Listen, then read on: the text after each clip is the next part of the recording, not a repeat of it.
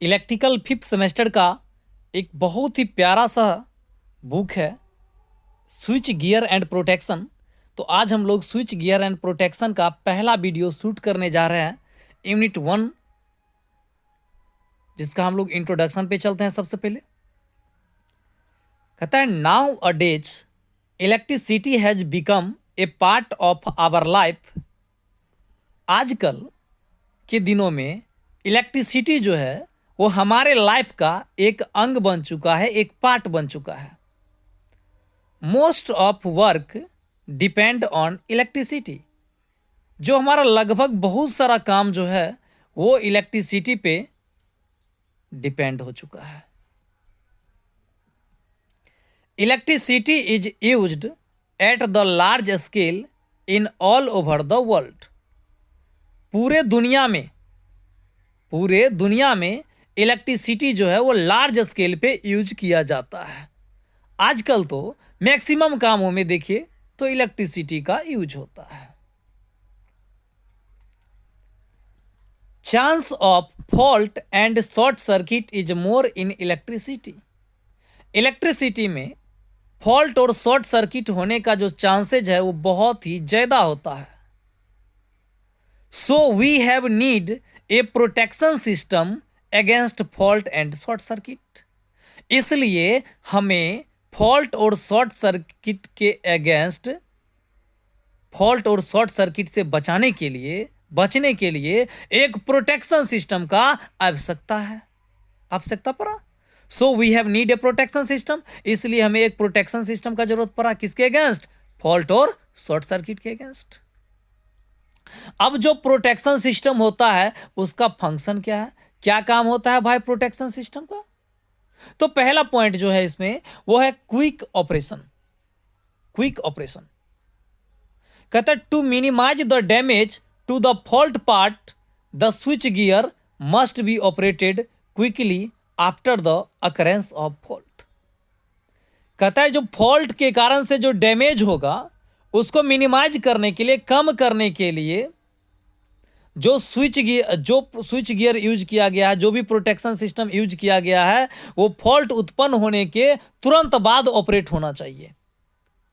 मतलब यदि किसी सर्किट में फॉल्ट उत्पन्न हुआ तो फॉल्ट उत्पन्न होने के जस्ट बाद जो भी हमारा प्रोटेक्शन सिस्टम है वो ऑपरेट हो जाना चाहिए।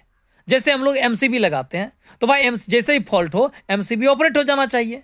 तो वही बोल रहा है जो टू मिनिमाइज द डैमेज को मिनिमाइज करने के लिए टू द फॉल्ट पार्ट में जो डैमेज हो रहा है उसको मिनिमाइज करने के लिए switch gear must be operated quickly. Switch gear को तुरंत ऑपरेट हो जाना चाहिए after the occurrence of fault के उत्पन्न होने के तुरंत बाद।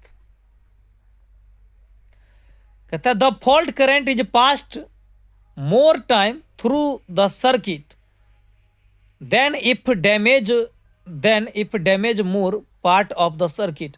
कहता है यदि फॉल्ट करंट जो है वो सर्किट से होके ज्यादा टाइम के लिए पास करेगा तो भाई सर्किट में डैमेज भी ज्यादा होगा। सिंपल सी बात है, जितना ज्यादा देर तक फॉल्ट करंट सर्किट से होके पास करेगा उतना ही ज्यादा आपका सर्किट डैमेज होगा। So protection system must be operate quickly. इसलिए प्रोटेक्शन सिस्टम तुरंत ही ऑपरेट हो जाना चाहिए, अवश्य हो जाना चाहिए।